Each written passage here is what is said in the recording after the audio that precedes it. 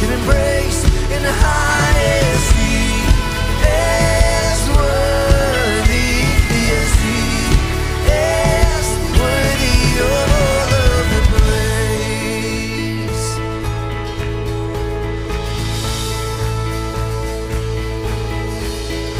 Oh, faithful all my life, blessings day and night, countless reasons why I praise You anywhere.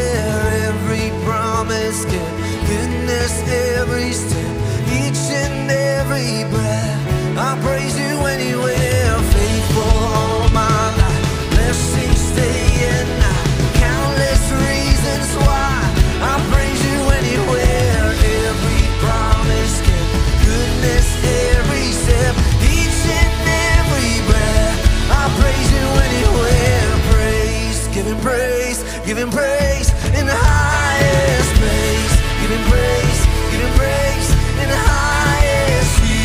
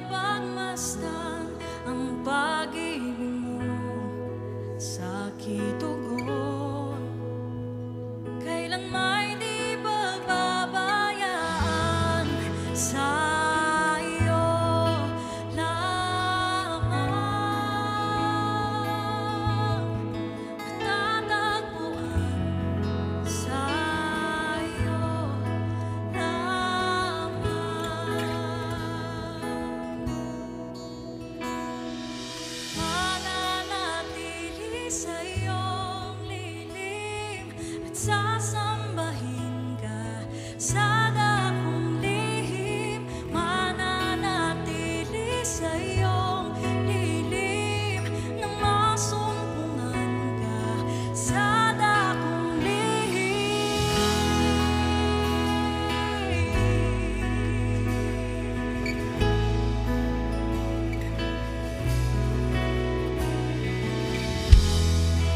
Panginoon,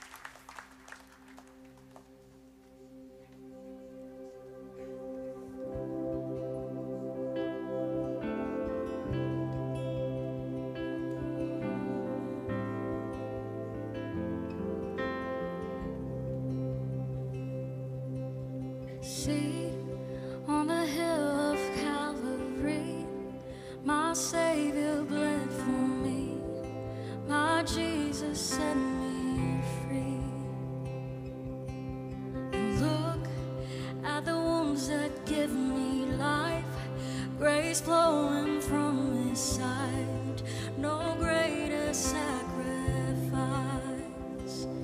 What He's done, all the glory and the honor to the Son. My sins are forgiven, my future is heaven.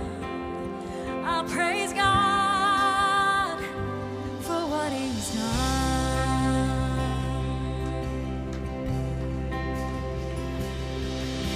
Sing for the freedom He has won.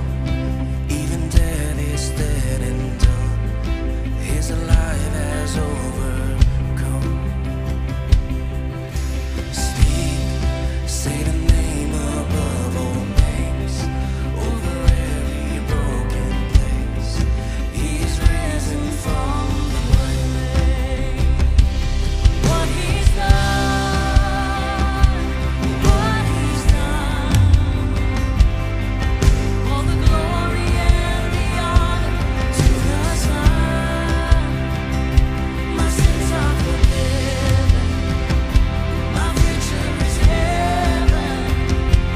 I praise God for what He's done. What He's done, what He's done, all the glory and the honor to the Son. My sins are forgiven, my future is heaven. I praise God for what He's done.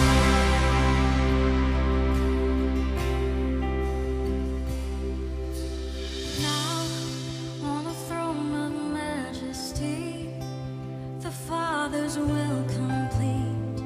He reigns in victory. Sing hallelujah to the King. He's worthy to receive all the worship we can bring. Sing hallelujah to the King. He's worthy to receive all the worship we can bring. What He's done, what He's done, all the glory and the honor to the Son. My sins are forgiven, my future is heaven. I praise God for what He's done, what He's done, what He's done, all the glory and the honor to the Son. My sins are forgiven, my future is heaven. I praise God for what He's done. I praise God for what He's done. Oh, I praise You. I praise God for what He's done. Say it again. What He's done, what He's done, all the glory and the honor to the Son. My sins are forgiven, my future is heaven. I praise God for what He's done.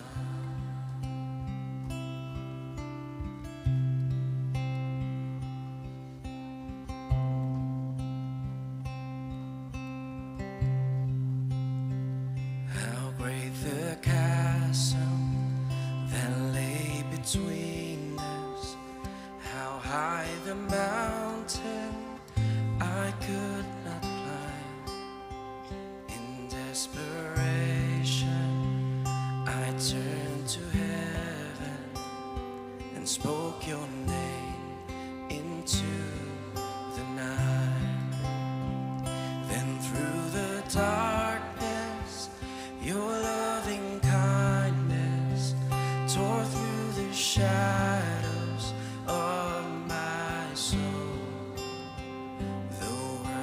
is finished, the end is written. Jesus Christ, my living hope.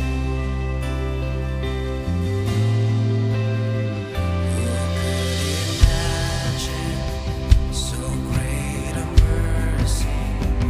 What heart could fathom such boundless grace? The God of ages stepped down from glory to wear my sin and bear my shame. The cross has spoken, I am forgiven. The King of Kings calls me his own. Beautiful Savior, I'm yours forever. Jesus Christ, my living hope. Sing again. The cross has spoken. I am forgiven. The King of Kings calls me his own. Beautiful Savior, I'm yours forever. Jesus Christ, my living hope. Oh, hallelujah, praise the one who set me free. Hallelujah, death has lost its grip on me. You have broken every chain. There's salvation in your name. Jesus Christ, my living hope. Hallelujah, praise the one who set me free. Hallelujah, death has lost its grip on me. You have broken every chain. There's salvation in your name. Jesus Christ, my living hope. Then came the morning that sealed the promise. Your buried body began to breathe, and out of the silence, the roaring lion declared the grave has no claim on me. We'll sing it again. Then came the morning that sealed the promise. Your buried body began to breathe. Out of the silence,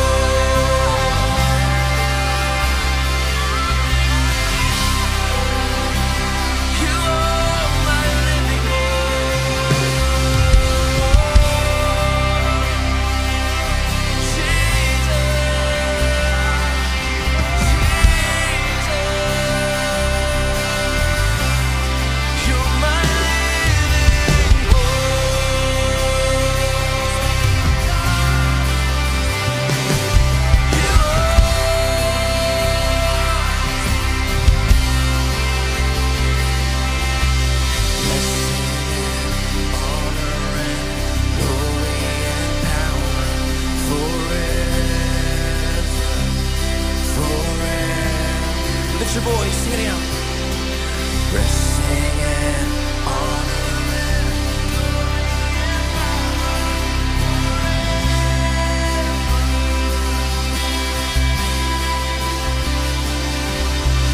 blessing and honor and glory and power forever, forever.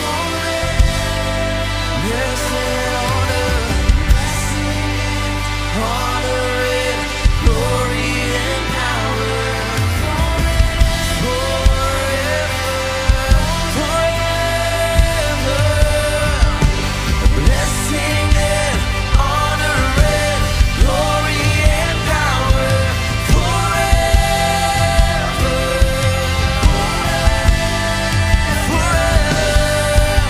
Blessing and honor and glory and power forever. Sing again, blessing, blessing and honor and glory and power forever, forever. Blessing and honor and glory and power forever, forever. What He's done,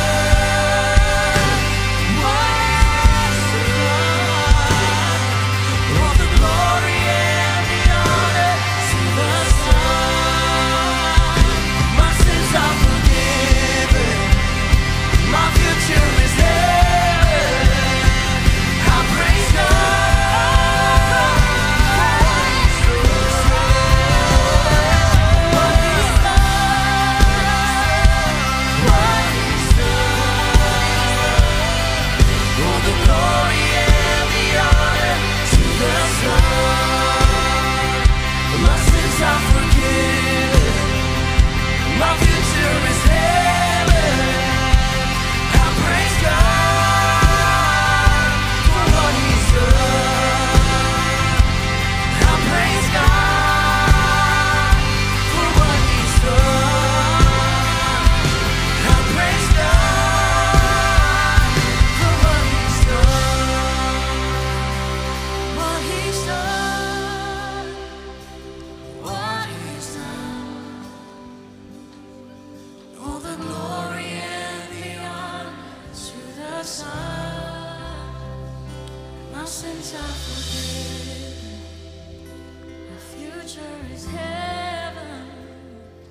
I praise God for what He's done.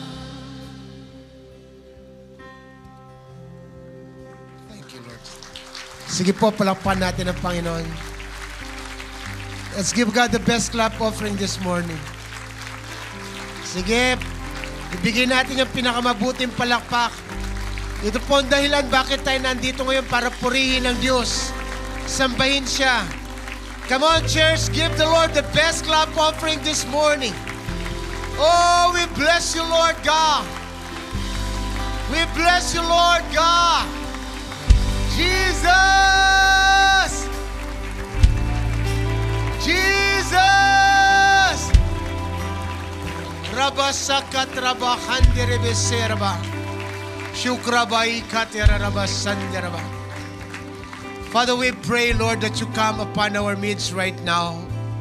For you promise in your word, Lord, where 2 or 3 are gathering in your name, you are in their midst.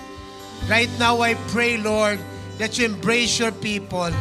Whisper upon their hearts that everything will be all right because you are in control. You are giving strength to the weak. You are healing the sick.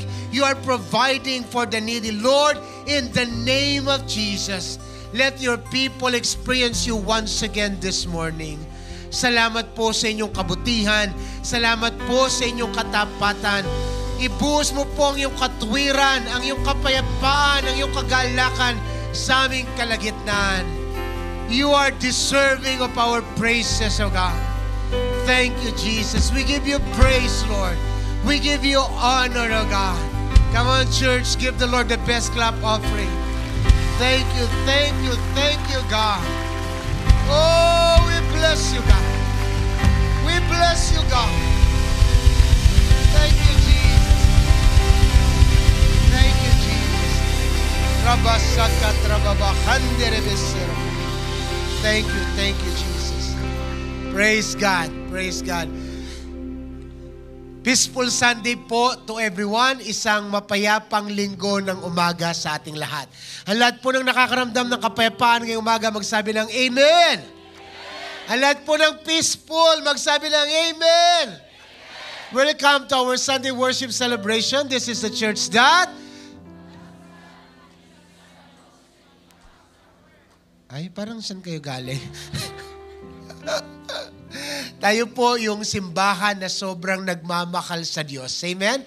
Praise God. Bago po kayo maupo, pwede po bang paki-high five nyo ang inyong katabi at sabihin mo sa kanya, mukha ka namang peaceful today. Yan, alright. Praise God. Importante po hindi rest in peace, no? Peaceful lang. Okay, sige po, tayo makakaupo na. Praise God. Are you ready for the Word of God today? Ang lahat pong nakahanda na makinig na salita ng Diyos, magsabi ng Amen! Alright. Are you ready to experience the peace of God today? And, pakisabi po sa inyong katabi, sabihin mo sa kanya, ano yung sasabihin nyo sa kanya? Sabihin mo sa kanya, praise God, ikaw ang katabi ko. Parang narinig ko na yung kay Pastor Ro kanina. Alright? So, ngayon pong umaga, let's talk about God-given peace. Yung kapayapaang ibinibigay ng Diyos. We are going to appreciate it, understand it, and receive God's peace. Basahin po natin ang 2 Thessalonians chapter 3, verse 16. Sabi po dito, now may the Lord of peace Himself give you peace at all times and in every way. The Lord be with all of you. Okay? Ang Moody Bible Institute ay nagsagawa ng research noong 1988. At ayon po sa kanilang pag-aaral, the Personal Journal reported this incredible statistic. Since the beginning of recorded history, the entire world has been at peace less than 8%. Simula daw po ng i-record yung kasaysayan ng mundo. Sa buong panahon na yon, ang naging kapayapaan lang ng buong mundo ay 8%. Meaning, hindi halos maramdaman ng buong mundo ang kapayapaang hinahanap nito. In fact, ayon po sa pag-aaral nito, the periodical discovered that of 3,530 years of recorded history, only 286 years saw peace. Sa loob daw po ng 3,530 taon, yung mga panahon na payapa yung buong mundo o yung mga bansa ay wala pang 300 taon. Pagsasama-samahin yung mga panahon yun, humigit kumulang daw po ay 286 years lang.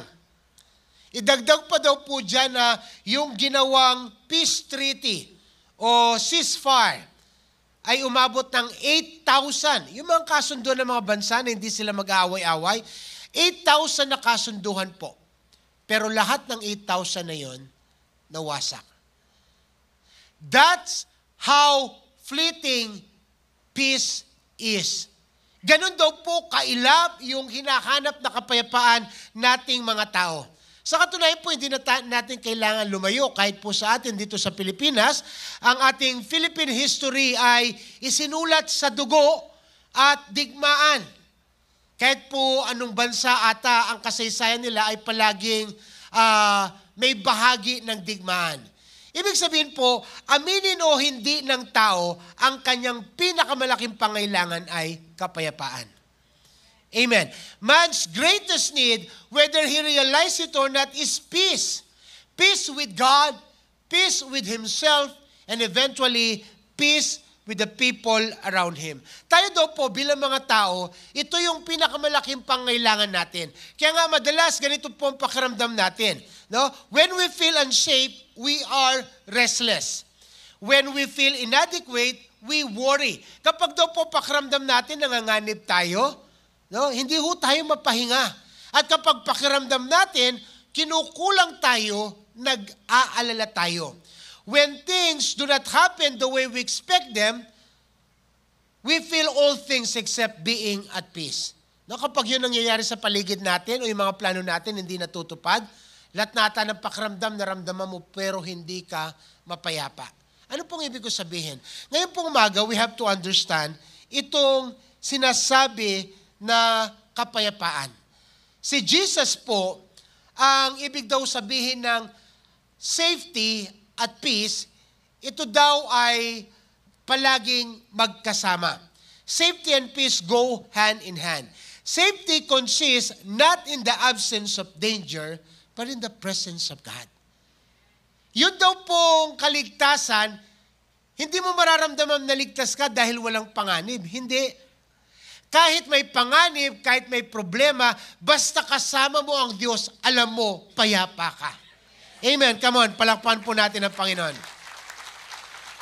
Kaya nga po sa totoo lang, sabi dito, therefore, the peace that Jesus gives is not the absence of danger or trouble, but rather, it is the confidence that He is there with you, with us, anytime. No? Hindi ibig sabihin kapag tinanggap natin ng Panginoon, binigyan niya tayo ng kapayapaan, wala nang problema, wala nang panganib. Hindi. Ang katiyakan po natin, ang assurance natin, ang confidence natin, kahit may pagsubok, kahit may panganib, payapa ka. Bakit? Kasama mo ang Diyos. Come on, palakpakan po natin ang Panginoon. Right? So, ngayon po, ito yung pag-usapan natin. Let's talk about this. God-given peace. Sa totoo lang po, Diyos lang ang pwede magbigay ng peace. No? Dahil tayo po, madalas, ay naghahanap ng peace kung saan-saan. Right? Ito pong God-given peace na ito, this is the kind of peace that is not volatile in any heated situation. Di ba minsan, darating ka, santa-santita ka, banal-banalan ka, tapos biglang may narinig kang something, nagwala ka. Sumula po na yung peace mo. Ay, sumula po. Lumipad na yung kapayapaan mo, hindi ka na, no? Masyado kong marupok yung kapayapaang nararanasan natin. Or, yung pong kapayapaan sinasabi ni Jesus, this is not the kind of peace that cracks under pressure. Pag napipressure ka na sa boss mo, napipressure ka sa asawa mo, napipressure ka sa mga anak mo, bigla ka nilang, alam mo, bumibigay, nagwawala. Again, that's not the kind of peace na gustong ibigay ng Diyos sa atin. Or, yung peace na, yung madaling ma-shatter or mawasak kapag nandyan ay mga concern, that's not the kind of peace that Jesus wants to give to us. Ano bang klase ng peace ang gustong ibigay sa atin ni Jesus? Okay? Sabi po ng John 14 verse 27. Okay? This is the peace that Jesus talks about in John 14:27. Sabi po dyan, I am leaving you with a gift. Ang kapayapaan po, regalo. We do not fabricate peace.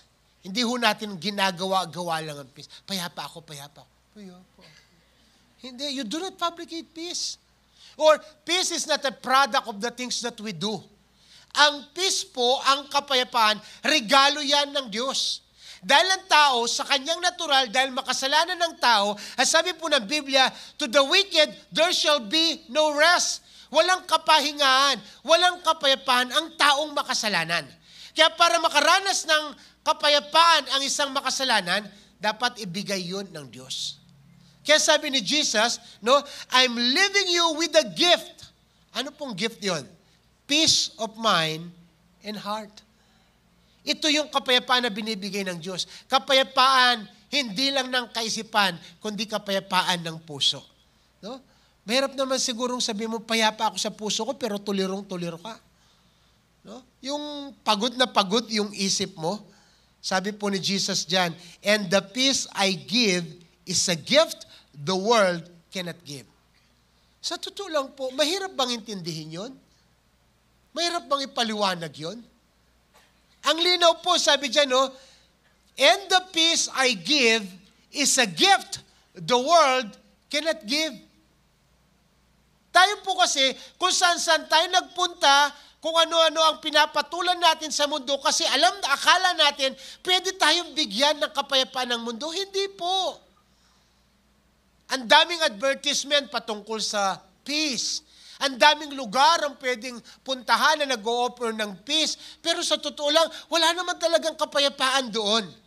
Dahil ang kapayapaan, kaloob, regalo, bigay ng Diyos. Amen. Sa totoo lang, yung pong mundo na ating ginagalawan, dinadaya lang tayo. Masyado tayong nararahuyo sa mga ipinagkakaloob, nararahuyo.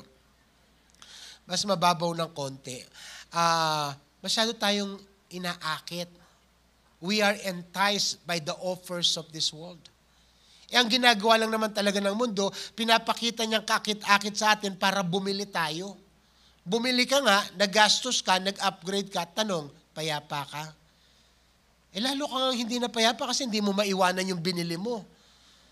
Nag-aalala ka na baka manakaw o magasgasan. Okay? We have to understand that peace is a gift and it can only be found in God. Yung mundo, hindi tayo kayang bigyan ng kapayapaan. Sabi nga po ni Kuya Gary, ano sabi ni Kuya Gary? Binulag ako ng mandarayang mundo. Diba? Kaya sabi niya, ipagpatawad mo. Pero hindi ko kakantahin, promise. Right? Ano pong klase ng kapayapaan ang ibinibigay ng mundo? Kasi po, yung totoong kapayapaan, God-given peace is from God. The world tries to offer us a different kind of peace. Halimbawa po yung mga synthetic peace. Ano yung synthetic? Yung tipong ang in-offer, ay, pagpunta ka dito, magpaspa ka, pag naamoy mo yung scented candle, papaya. Huh? Nangabugbog ka na nga, nagbayad ka pa, pag uwi mo, hindi ka naman payapa. Nagpamasahe ka pa nga, di ba? Pag uwi mo, para kang pinaritong pork chop, taba-taba ka. Pero hindi ka rin payapa. Synthetic. O kaya yung external peace. Yun yung binibigay ng mundo, yung panlabas lang. Nakita niyo na po ba yung mga taong akala mo payapa? Pero hindi. External lang, panlabas yung kanilang kapayapaan. Pero doon sa loob nila, may nangyayaring kaguluhan. May dilubyo doon sa loob nila. O kaya yung tinatawag na momentary peace. Yun ang binibigay ng mundo eh. Relax and watch a movie. Habang nanonood ka ng sine, payapa ka. Pagkatapos mong nanood, balik ka na ulit sa realidad. Wala nangyari. O kaya habang nag-sports ka, while you're doing your sports, tuwang-tuwa ka, yeah, dribble, exhibition, shoot. Pagkatapos nun, pag-uwi mo, pagsalubong ng asawa mo sa'yo, eto na ulit, wala na namang peace. Hindi ho ganung klase ng peace ang binibigay ng Diyos sa atin. Ano po yung binibigay na peace ni Jesus sa atin? Yung peace na pinapayapa, kinakalma yung ating kaisipan at yung ating puso. Amen? So today, let us appreciate, understand, and receive this God-given peace. Basahin po natin ulit. 2 Thessalonians chapter 3, verse 16, it says, Now, may the Lord of peace Himself give you peace at all times, in every way, the Lord be with all of you. Sa totoo lang po yung kapayapaan, hindi lang po para sa ilang mga tao. In fact, this is not only for the Jews. Ang peace po, ang kapayapaan, gustong ibigay ng Diyos sa lahat ng tao. By the way, when it comes to the Bible, kapag sinabi po ng Bible na peace of God or rest of God, ang mga salita pong ito ay kasing kahulugan ng salvation of God. Kaya nga, pag nag-o-offer ang Diyos ng kapayapaan, He is actually offering salvation. And that peace is for all people. Sa lahat ng tao. Pakisabi mo sa iyong katabi, para sa iyo yon. Payapa ka ba? Okay? So, aralin po natin. By the way, alam niyo po ba na yung salitang peace ay nanggaling sa Hebrew word na shalom? Alam niyo po ba anong meaning ng shalom? Peace. Siyempre, yung peace galing sa salitang Hebrew na shalom. So, ang ibig sabihin ng shalom ay, yan, madali lang na maintindihan, di ba? Pero, yung pong Hebrew word na shalom, hindi lang basta peace ang ibig sabihin. Bagkus, ang sabi po doon, peace and wholeness in all of life. Ibig sabihin, kapag binigyan tayo ng kapayapaan ng Diyos, hindi lang niya tayo pinapayapa, kundi yung lahat ng bahagi ng buhay natin, ginagawa niyang ganap at tumpak. Amen. Amen. Kaya nga po si Jesus, yung ino-offer niyang peace, it's not only simpleng klase ng peace, kundi peace of mind and peace of heart. And did you know that the word shalom can be idiomatically used as hello? Sa mga Hudyo po, kapag bumabati sila, ang sinasabi nila, shalom. O, sample lang po natin, shalom. Yan. Kapag may nakasalubong sila, ang bati nila, shalom. Yung pong shalom, it is a greeting or farewell that declares God's peace and blessing upon someone that you greet or send off. Kaya sa mga Hudyo po, kapag may nakasalubong sila o kapag may nakita sila, ang bati po nila, Shalom. Shalom, my brother, the Lord be with you. Amen. Kahit po si Jesus, if you remember in the gospel, every time na may nakakasalubong si Jesus, kahit ng kanyang mga disciples, paano niya po sila binabati? Ang bati po ni Jesus ay, peace be with you. Right? Ang sabi niya, kapag nakita niya mga disciple niya, nandun sila sa dalampasigan, sabi niya, peace be with you. In a sense, Jesus is saying, shalom. Amen? Pakisabi po natin sa ating katabi. Shalom. Yan. Wag po natin, punta po, sabihan niyo, peace be with you. Sabihin natin, shalom. Alright? So, ngayon pong umaga, intindihin natin. Okay? Ang ibig sabihin ng God-given peace or shalom. Ano po bang itsura o likas ng kapayapaan ng Diyos? Number one, the nature of God is the kind of peace na ibinubungan ng restful mind. Yung kaisipan na nakapahinga. Right? Sabi po ng Philippians 4:7, then you will experience God's peace which exceeds anything we can understand.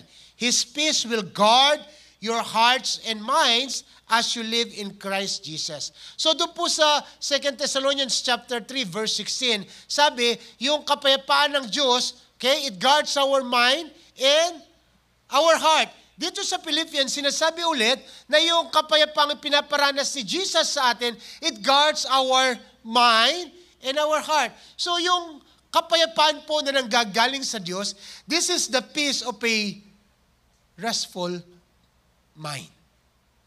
Ang lahat po ng payapang isip magsabi ng amen. Ang payapang isip, hindi niya inaawit yung turete. Amen. Suggestion ko lang po, no, huwag tayong gaano mag-isip.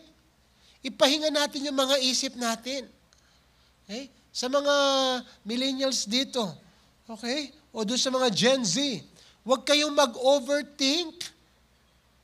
Hayaan nyo na ipahinga ng Diyos yung mga isip natin.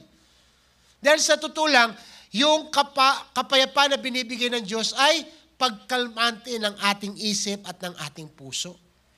Okay? Huwag po kayong mag-overthink. Amen. Diyan po mapalad yung mga hindi nag-iisip. Hindi napapagod yung isip nila. Okay? Kaya minsan mas relax sila, mas payapa sila kasi hindi sila nag-iisip. Sunod.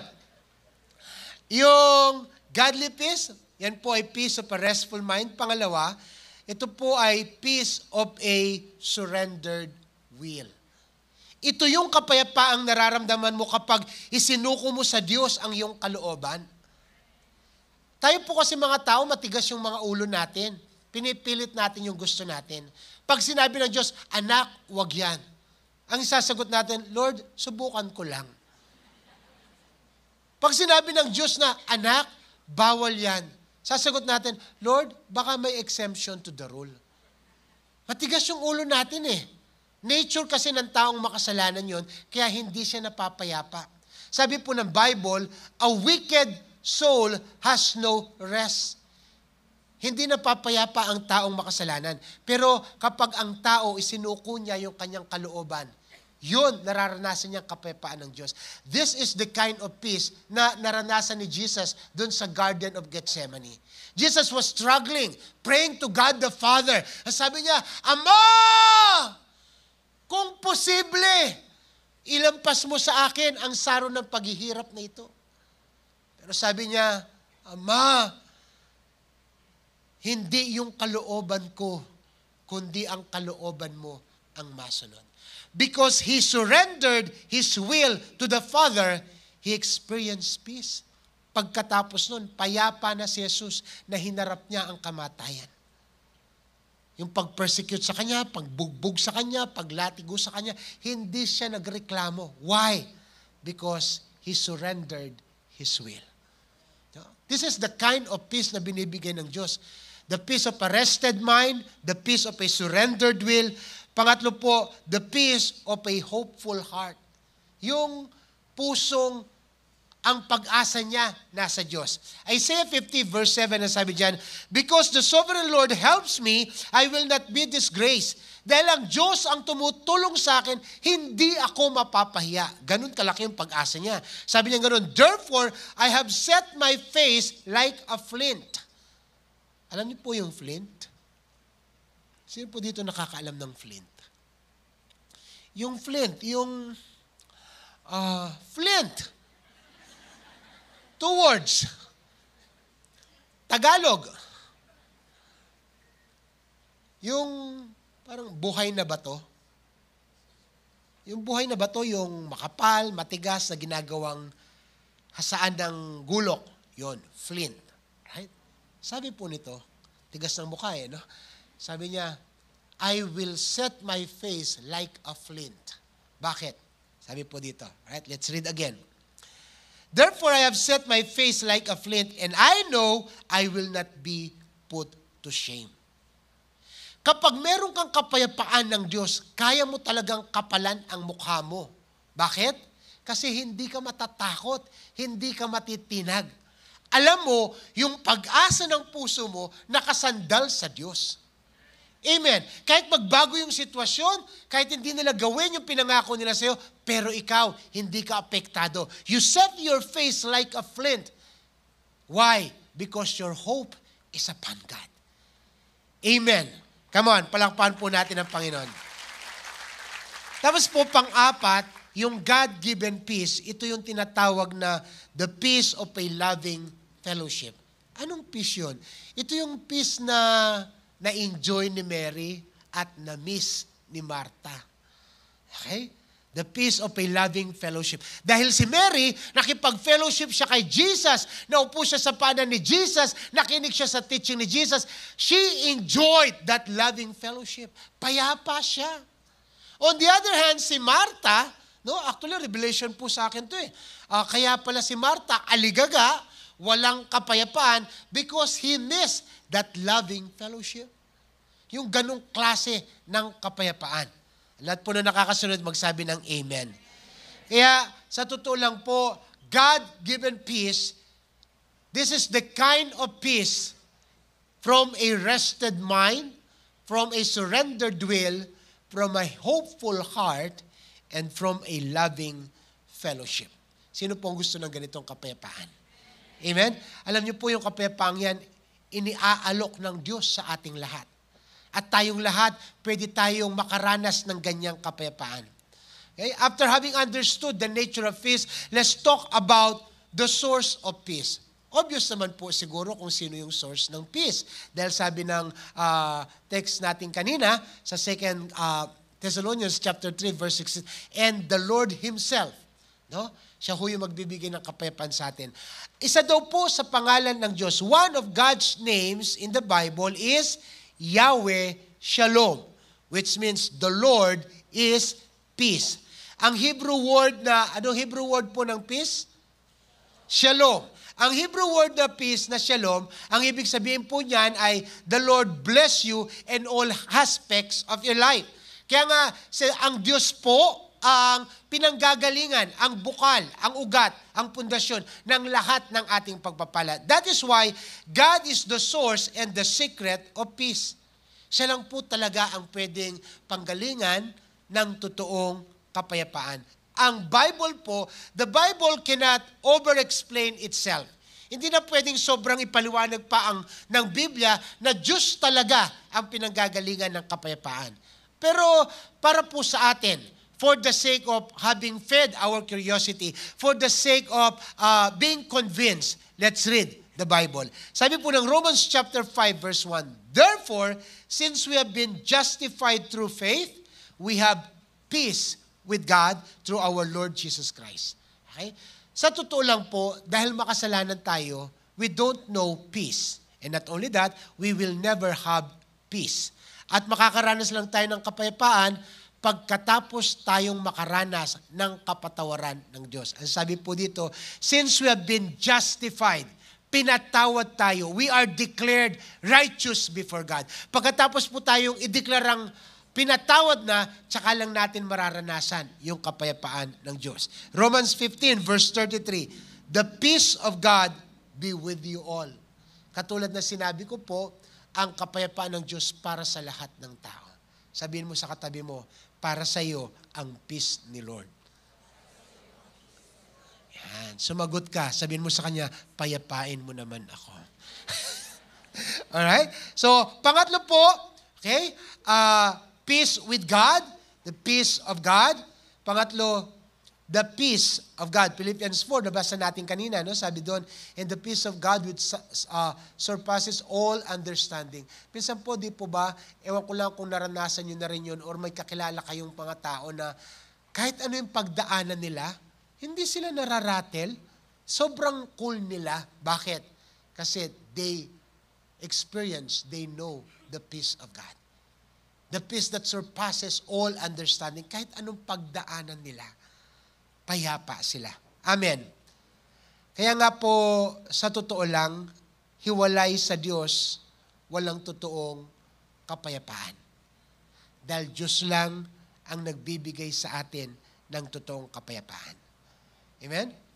So, ang likas ng kapayapaan ay yung kapayapaang nanggagaling sa nakapahingang kaisipan, na isukong kalooban, kapayapaan ng isang pusong puno ng pag-asa, kapayapaan ng mapagmahal na pakikipag-ugnayan sa Diyos. Tapos, naintindihan din natin na ang kapayapaan ay nanggagaling lang sa Diyos. Dito po ako magtatapos. Ang daluyan ng kapayapaan, the channel of peace. Balikan po natin yung ating talata kanina, sabi diyan, 2 Thessalonians chapter 3, verse 16. The Lord of peace Himself gives you peace. Ano sabi po? Sinabi po bang sometimes? Sinabi po bang once in a while? Yung ibinibigay na kapayapaan ng Diyos sa atin ay always and by all means. Ibig sabihin, ang kapayapaan ng Diyos hindi nadideplete. Ang kapayapaan ng Diyos hindi nagra-run out of supply. Hindi yung pag may pinagdadaanan ka, sisigaw ka sa Lord, sasabihin mo, Lord, may gisa na yung kapayapaan ko. Hindi. Naubos na yung kapayapaan ko. Hindi ho. Sabi dyan, okay? The Lord Himself will give you peace always. And not only that, by all means. Ibig sabihin, kahit anong pinagdadaanan mo, ipaparanas ng Diyos sa iyo ang kanyang kapayapaan. Meron o wala, payapa ka. Ligtas o hindi, payapa ka. Nandiyan pa po ba kayo? Bakit? He is our peace. Sabihin po natin, He is our peace. God is our El Shalom. He is our peace. In sickness and in health, He is our peace. For richer, for poorer, He is our peace. In life and in death, He is our peace. In couple strife between husband and wife, He is our peace. Amen? Sa totoo lang, sa mag-asawa, hindi mo pwede sabihin yung asawa mo yung peace mo. Minsan nga, yung kabaliktaran, di ba? Sinong kapayapaan natin? Si Lord lang. Amen. Tayo pong lahat ay tumayo.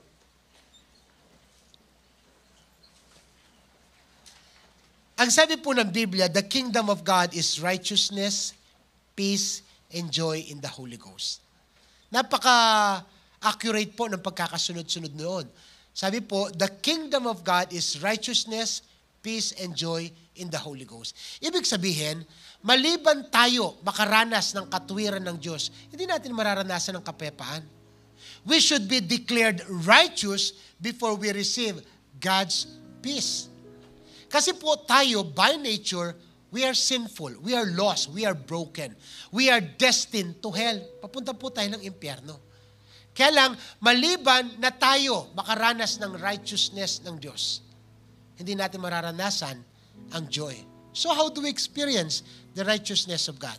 Aminin po nating makasalanan tayo. Ikumpisal natin yung ating kasalanan sa Diyos. And then, God will forgive us. When God has forgiven us, part of that forgiveness is maranasan natin ang kanyang kapayapaan. Yung pong iniaalok ng kapayapaan ng Diyos, available pa rin po hanggang ngayon para sa bawat isa sa atin.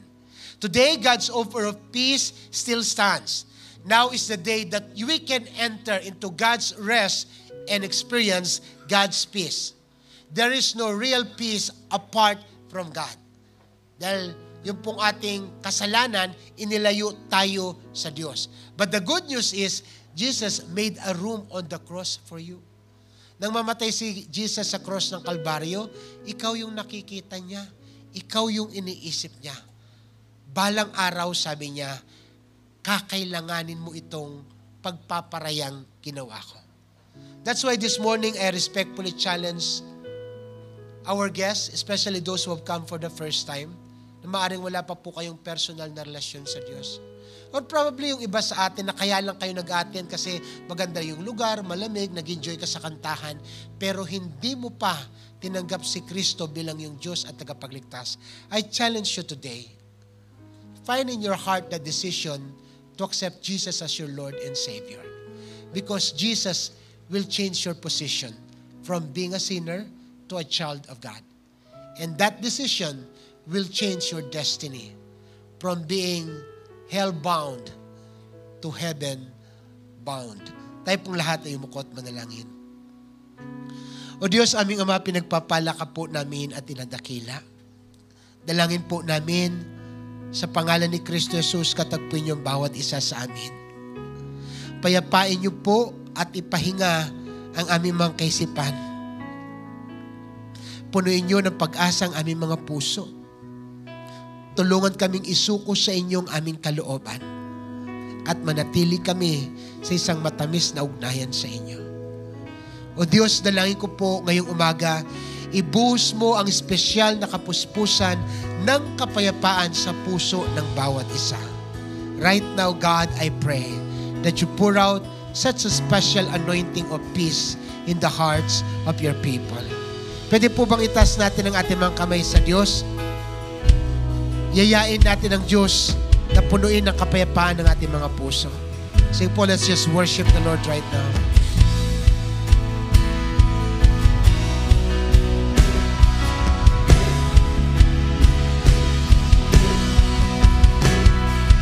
Mananatili sa iyong piling at sasambahin ka sa dakong lihim. Mananatili sa iyong piling na masumpungan ka sa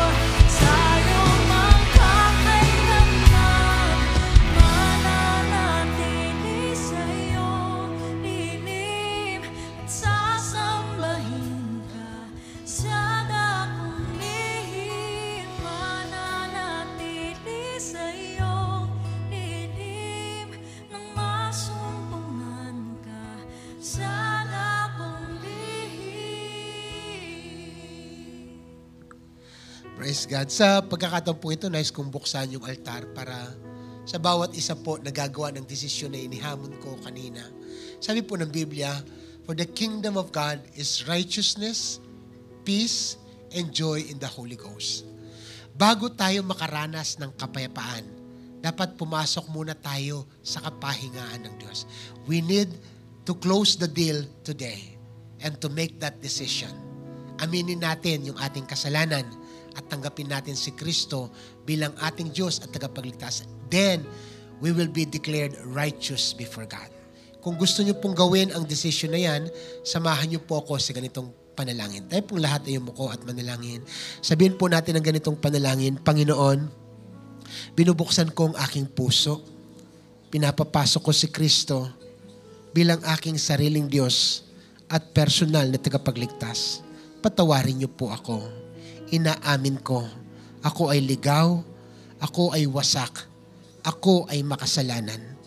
Simula po ngayong araw, isinasandal ko ang aking pagtitiwala sa lahat ng ginawa ni Kristo sa krus ng Kalbaryo. Salamat po sa kapatawaran, sa kaligtasan, sa buhay na walang hanggan, at lalong higit, O Diyos, sa pagsusulat niyo ng aking pangalan sa aklat ng buhay.